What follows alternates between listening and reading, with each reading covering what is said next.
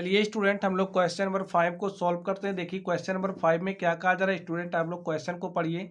इसमें कहा जा रहा है निम्नलिखित व्यंजकों को एक पदी, द्विपद और त्रिपद के रूप में वर्गीकृत कीजिए। तो स्टूडेंट आप लोग समझिए, अगर हमारे पास कोई भी बीजीय व्यंजक दिया गया, ठीक है, चलिए हम लोग एग्जाम्पल के रूप में देख लेते हैं। आप समझिए हमारे पास कोई बीजीय व्यंजक इस तरीके से लिखा है, कोई दूसरा व्यंजक है जो इस तरीके से लिखा गया है, कोई अगला व्यंजक है जो हमारा इस तरीके से लिखा गया है, ठीक है। तो यहाँ पर ये जो बीजीय व्यंजक आप देख रहे हो, ठीक है, ये जो बीजीय व्यंजक आप देख रहे हो इसमें कितने पद हैं? एक पद है, तो इसे एक पदी कहेंगे। जिसमें एक पद होगा उसे एक पदी कहेंगे। इसमें देखिए कितने पद हो गए, एक ए हो गया, दूसरा पद ए हो गया, तो इसमें आप दो पद देख रहे हो, इसलिए इसे हम क्या कहेंगे? द्विपदी कहेंगे, जिसे कहेंगे द्विपद। इसमें देखिए एक दो तीन पद हैं, तो इसे हम लोग क्या कहेंगे? त्रिपद कहेंगे, ठीक है। चलिए अब इसी के आधार पर यहाँ पर जो बीजीय व्यंजक आपको दिए गए हैं इनको एक पदी, द्विपद और त्रिपद में वर्गीकृत करना है। तो चलिए हम लोग वर्गीकृत कर लेते हैं। स्टूडेंट आप लोग वन को ध्यान से देखिए, इसमें कितने पद है? एक दो पद हैं, तो ए हमारा क्या हो जाएगा? द्विपद हो जाएगा, ठीक है।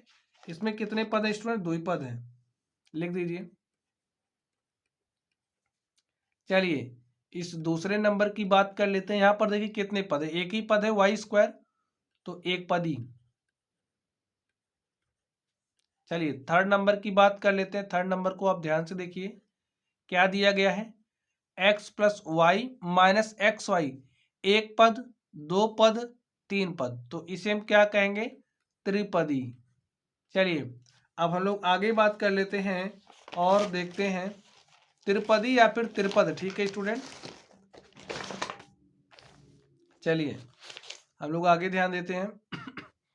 इस चौथे नंबर को ध्यान से देखिए, इसमें 100 है, कितने पद दिख रहे हैं? अब आप कहोगे 100 बीजीय व्यंजक कैसे है?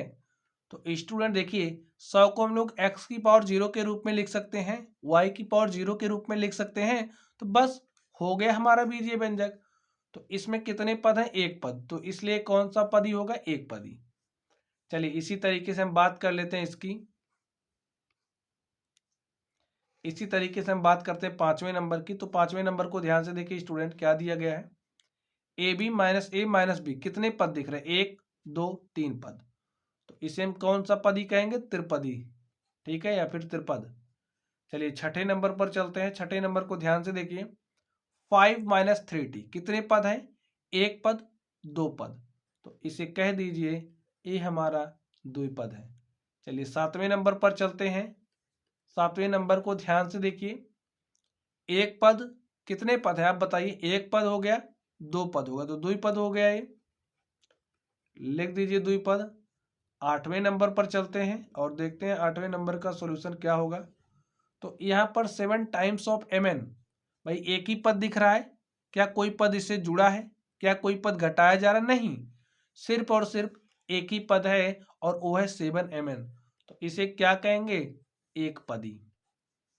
चलिए नवे नंबर पर चलते हैं और देखते हैं नवे नंबर को। इसमें देखिए कितने पद है? एक दो तीन पदी, तीन पद है ना, तो इसे त्रिपद कहेंगे। चलिए 10वें नंबर पर चलते हैं। 10वें नंबर को ध्यान से देखिए, ए स्क्वायर प्लस बी स्क्वायर, कितने पद है? दो पद है, तो द्विपद लिख दीजिए। आप 11वें नंबर को ध्यान से देखिए, इसमें क्या दिया गया है?